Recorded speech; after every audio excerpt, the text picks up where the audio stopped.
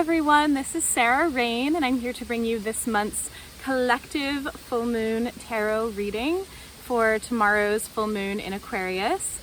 As you may have noticed, I am doing this reading out in the great outdoors. I am lounging near my local watering hole like a true lioness, and you will definitely hear some waterfall sounds in the background, and that is just all a part of your experience for this reading. So, for those of you who might be new, this is a collective full moon tarot reading. So that means that I will give a reading. It is for you, it is for me, it is for everyone who sees it. And beforehand, I'll just talk a little bit about the energies that we're in, kind of astrologically and seasonally. And of course, you're welcome to take whatever works, whatever guidance works, and just leave the rest. This is an offering from my heart to yours to help to make the world just a little bit clearer for all of us in these crazy times. Okay, so my dears, we are in Leo season. Woohoo! If you don't know about Leos are very much, the energies associated with Leos are those of kind of self-confidence, of liking to be in the spotlight. Leos are very social creatures as well. They like to kind of socialize, to party, to have their pride of lions around them. Leos are also sometimes known for being performers and otherwise kind of just like being in public life.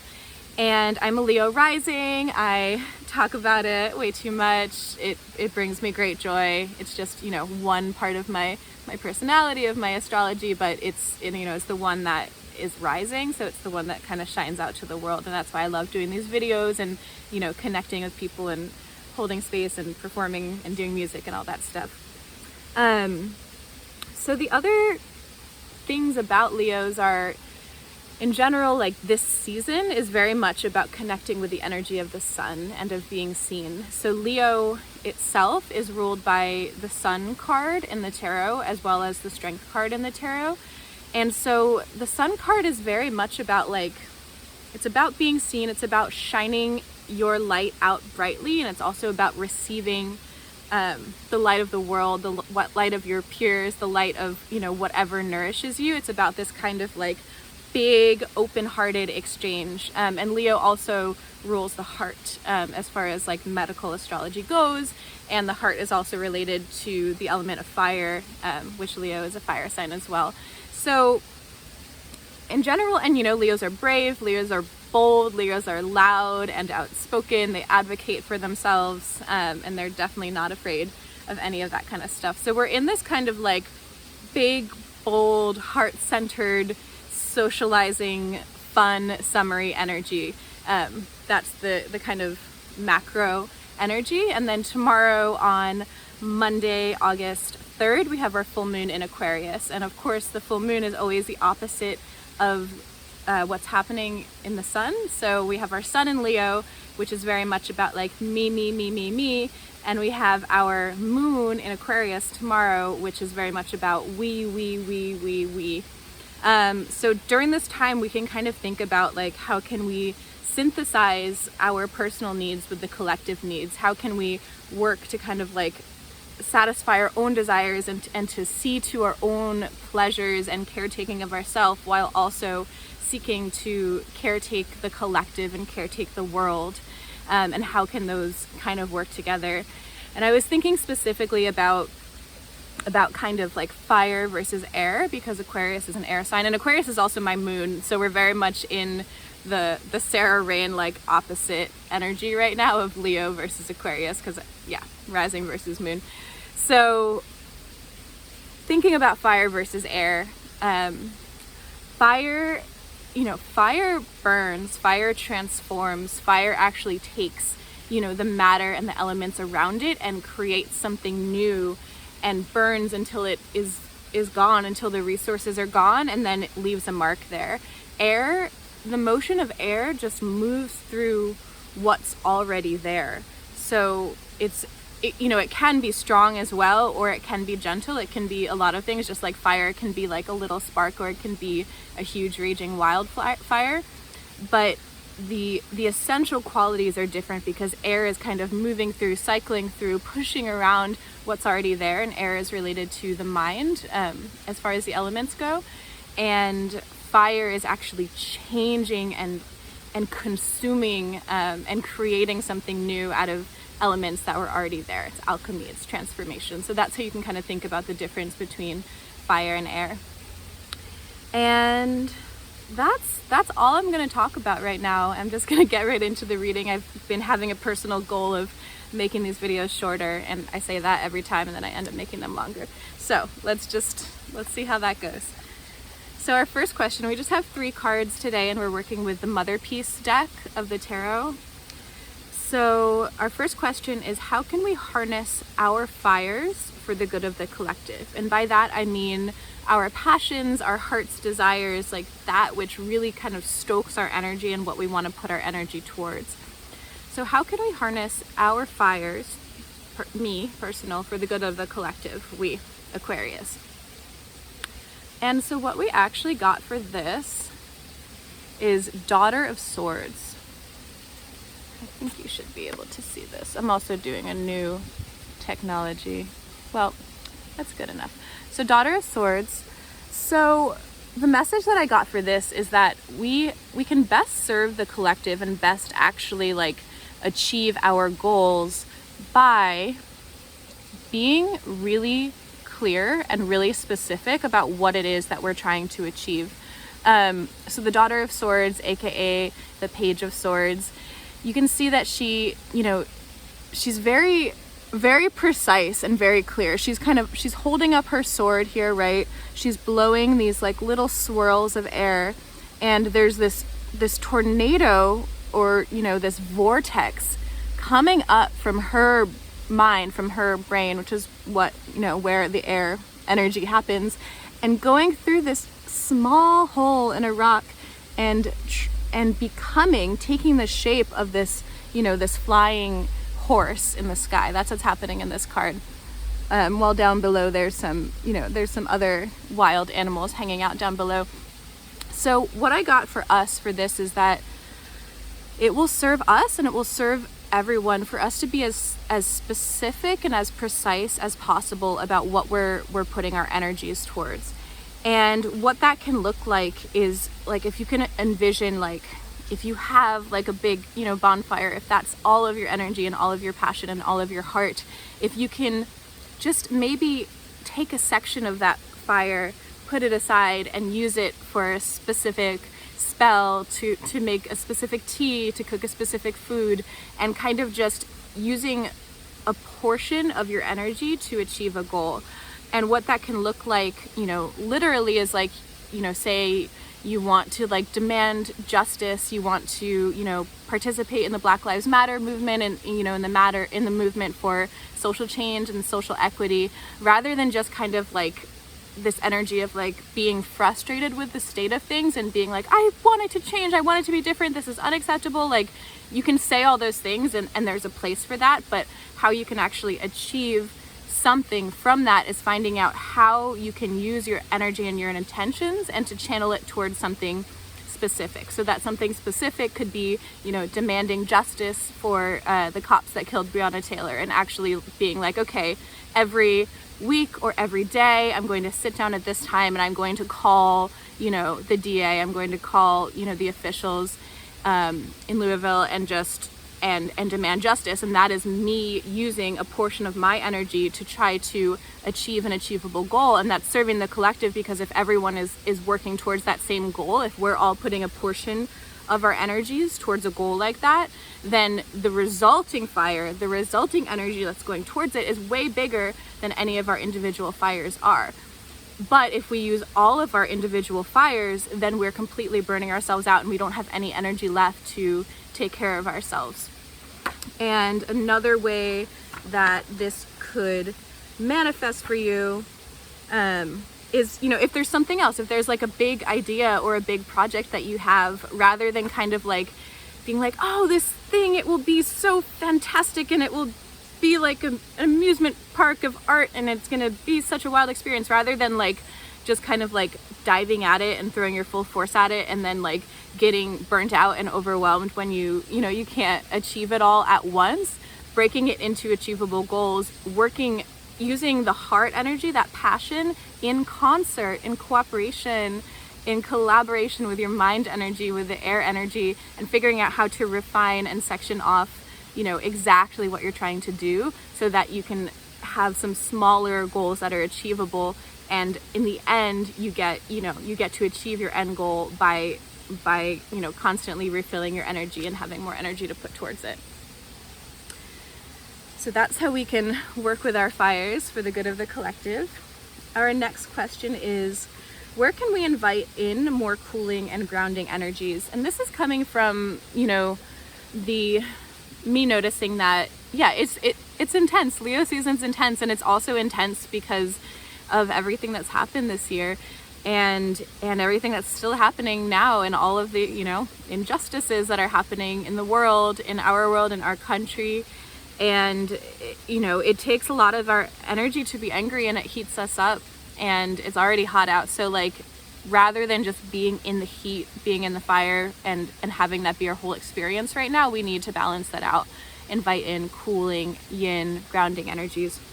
And so what I actually got for that is 7 of Wands. It's a little bit tilted to the left. The mother piece is a round deck, so it tilts to the left. So let's see if we can focus that for you a little bit. No. All right. So 7 of Wands. So the answer to this, what I got for this, is that we actually need to be careful about our contact with other people. And I don't necessarily mean in terms of COVID-19. I mean in terms of energy. And I think there's many layers to this. I think part of this is like, recently in the past few, maybe like weeks or maybe months, depending on where you're at, since the government guidelines about lockdown have been lightened up a little bit, have been less restrictive, I feel like a lot of us have felt this like urge and need to socialize, or at least I know I have been feeling that, and some of my friends here in Portland have been eager to see each other in a safe way, of course. And so we've kind of like, we went from this forced lockdown, this forced isolation, this forced like being, with ourselves, to kind of this wide opening of being in other people's energies. And so what can happen is that we can actually like take in other people's energies more easily. So our energetic hygiene, our energetic health might not be the best at this moment, because we're really craving that human connection. And this doesn't only apply to being with people in person. This can also apply to like, maybe you've been way more active on social media, on Instagram lately. Maybe you've been kind of like living more of your life there again, with this desire to connect to others, with this desire to be seen and to see and to like feel that loving heart energy, or that human connection, which of course is good for us. But whatever it is, we need to pay attention to that. And a way that we can pay attention to that is to make sure that we set aside specific time to be only with ourselves, to be only feeling our own energy, to be only feeling our own body and our own emotions, and being completely alone. And that means like, no people around you, no like, partner in the same room as you, no Instagram on, put your phone on airplane mode, or turn it off, or put it in the other room, or whatever.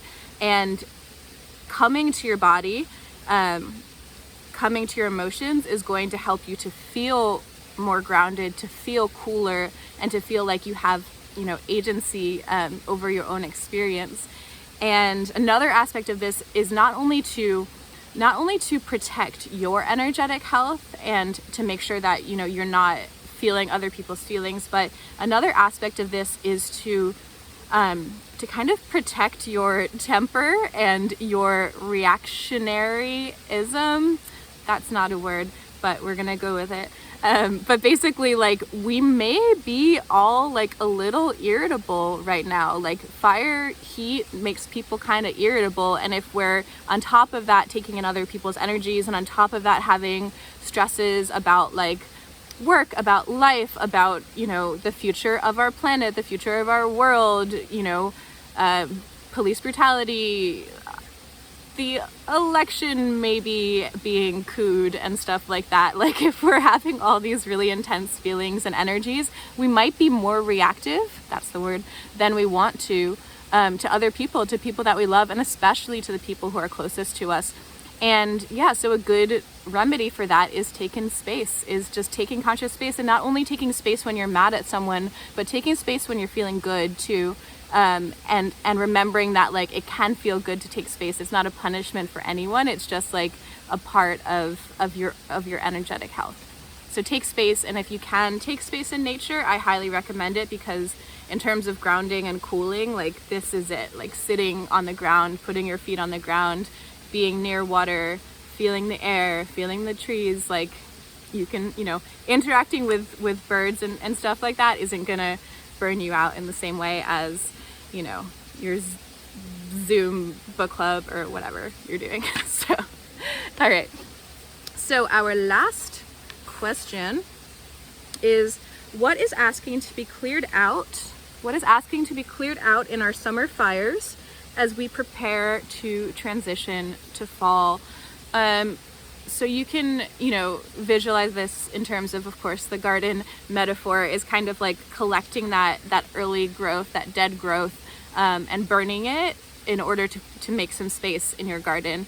And, you know, astrologically we'll be, after this reading, we'll be transitioning from Leo season to Virgo season, which will happen mid-late August. And so we're transitioning from that summer fire, that passion, that fun, that celebration, to Virgo, which is very much like, let's get down to business and school starting and that whole energy, and it's an earth energy. So so we're talking about like what is needing to be cleared. And I talked a lot about clearing and cleansing in Cancer season because it felt like it was happening, but honestly I still feel like it's happening. I feel like everything has been thrown off this year by what's been happening collectively, and so I feel like there's a lot of gunk that's like still waiting to be cleared out. It's a constant process, right? So what's asking to be cleared out? So for this we got Two of Wands, also like a little bit to the left. And so what's happening, what this is about for us is about clearing out this energy, potentially this energy of like helplessness and of codependence and of kind of like waiting for a guru or a teacher or like an ancestor or a guide to tell you what to do. And rather to work on cultivating your own self-sovereignty and your own agency. And what this is about is, you know, what was coming to me was that 2020 it's a year of the Emperor, right? 2 plus 0 plus 2 plus 0 is 4, and 4 is the number of the Emperor. So that's why 2020 is an Emperor year. And so it's meant to be a year about kind of like building self-sovereignty, building strength, building agency, and all this stuff. But it's been completely, you know, thrown off track by what's happening, which of course, you know, was always part of the cosmic plan, but it's what's happening. So we were forced into this mode of survivalism, and we were forced into this mode of kind of like being alone and having to figure shit out for ourselves. But in being forced into that in a time and a place when we were kind of like scared and vulnerable, it's not the same thing as choosing to be alone, as choosing to be sovereign, as choosing to kind of like develop the skills and strength to take care of yourself. And so what we're being invited to do is to kind of use these last fires, and not last, we still have a few weeks left, but using these fires and energies of Leo season, using this time that's about celebrating yourself and celebrating your self-confidence to actually build up your self-confidence, to build up your strength, to build up your inner fire, and to make sure that it's burning, that it's stoked, that there's fuel and everything that you need. And from there, having the actual, you know, strength and belief in yourself that you can be self-sovereign, that you don't need anyone else, and that you're completely capable of taking care of yourself. Having that be a real thing, not a thing that you're forced into by fear and by like this survival mentality happening into the world. So Yeah, and something you could do, you know, especially during Leo season, you can work with techniques to kind of build your confidence. Something that might be good is maybe working with yoga poses that kind of open the heart, or just stretching poses that open the heart, like just like stretching your arms back beside you, maybe doing some power poses. If you don't know what power poses are, you should Google them. Doing what you can to open your heart is going to help you. And you can also work with affirmations. So you can work with affirmations in the mirror, or written affirmations. You can write them down and put them somewhere you'll see every day. And they're basically just positive statements written from the first person perspective. And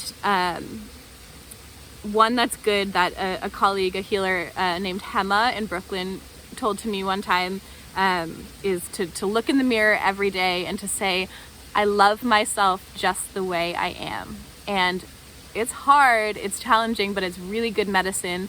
So I invite you, I share that with you if you'd like to use that or come up with an affirmation that works for you.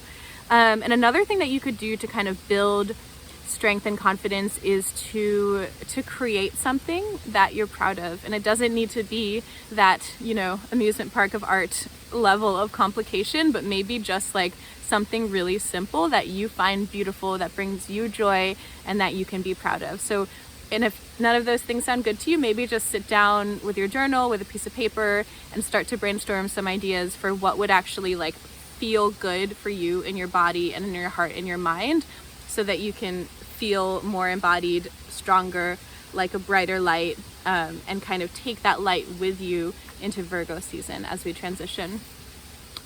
So that is all for today. If you have any questions, or if you liked this, I'd love to hear your thoughts in the comments below. If you don't already know, I post these first on Patreon each month. And if you're not part of my Patreon community, I would just love for you to be there. I'd love to invite you there. I share some exclusive content, some early content. It's just like a fun place to be. And it also means a lot to me because it's directly supports my work.